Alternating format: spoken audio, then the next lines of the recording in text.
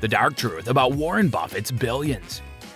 3 members of the Financial Crisis Inquiry Commission paid a visit to Warren Buffett at his office in Omaha, Nebraska, in the aftermath of the greatest financial crisis in the United States since the Great Depression. They were interested in speaking with the most successful investor in the history of the United States about the 24 million shares of Moody's that he owned, because they gave extremely secure AAA ratings to securities backed by subprime mortgages. Rating firms such as Moody's and others were deemed to be major facilitators of the financial catastrophe by the commission later. The panel concluded that worthless financial products worth trillions of dollars, fuel for the crisis, could not have been marketed and sold without the seal of approval from the rating agencies. Hello everyone, and welcome to another video on our channel. In today's video, we are going to discuss the dark truth about Warren Buffett's billions. So stay tuned to find out. So let's start our video.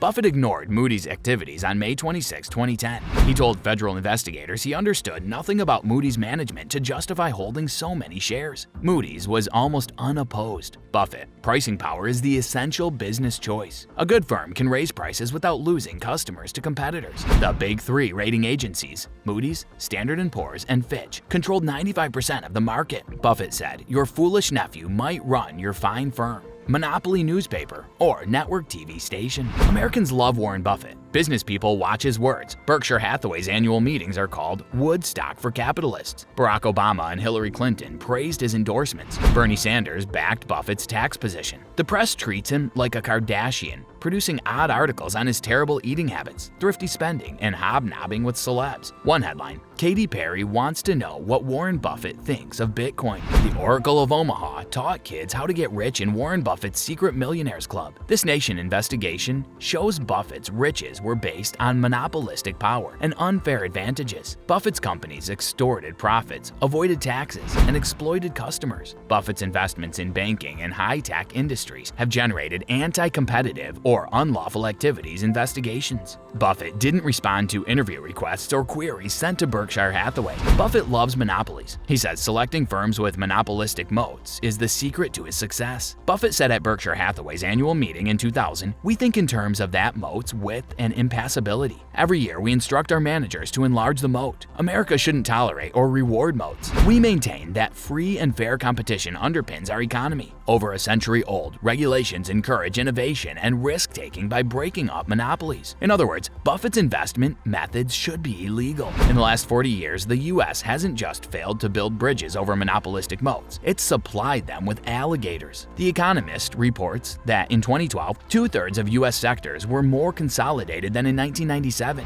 Since the Reagan period, the federal government has abandoned antitrust enforcement, shrinking markets for eyeglasses, toothpaste, cattle, and beer. Consolidation has inflated corporate profits, hurt workers and consumers, slowed economic development, and exacerbated economic inequality. If you're liking this content so far, please consider subscribing and liking this video. Now, let's continue.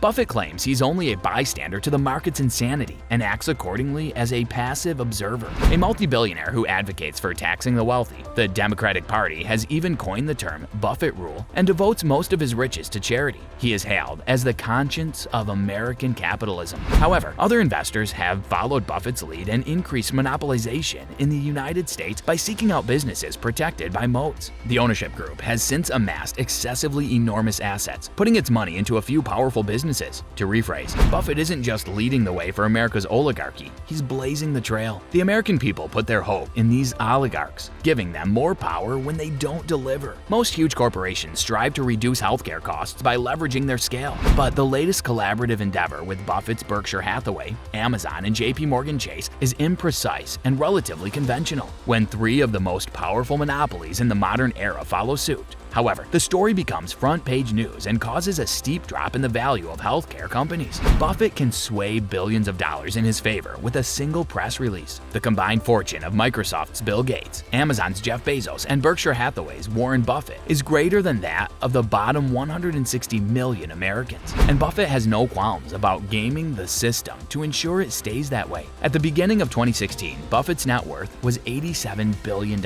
He claims he only paid $1.8 million in taxes taxes that year, or 0.002% of his fortune. As reported by Barclays, his company is expected to gain $37 billion under the new Republican tax reform. Instead of being held up as a symbol of American capitalism, Warren Buffett should be vilified as a harbinger of more monopoly and inequality in the United States.